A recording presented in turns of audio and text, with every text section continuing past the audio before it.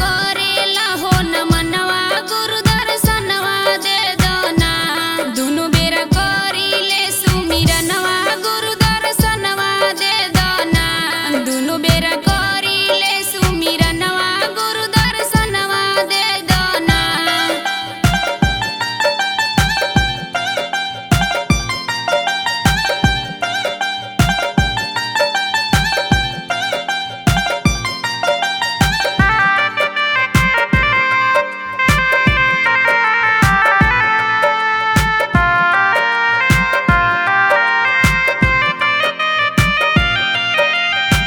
रौरे बनावल बा दुनिया जहानवा रौए त देले बानी भक्ति के धनवा।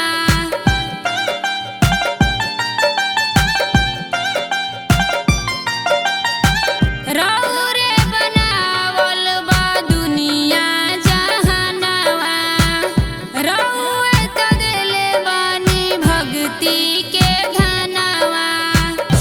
तरौरे दिहनी सुंदर तनवा गुरु दर्शनवा दे दना रौरे दिहनी सुंदर तनवा गुरु दर्शनवा दे दना।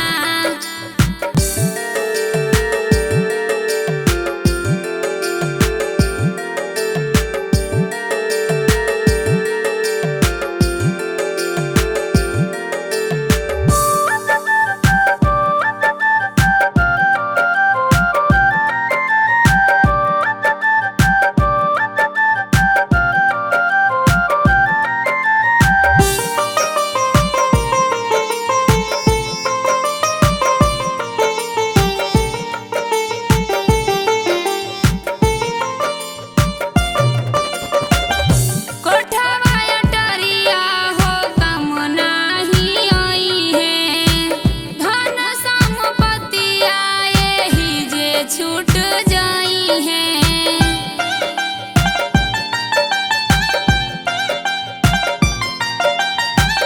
कोठवा अटरिया हो कम नाही आई है धन संपत्ति आए ही जे छूटी जाई है। तो सथवा जाई है गुरु ज्ञान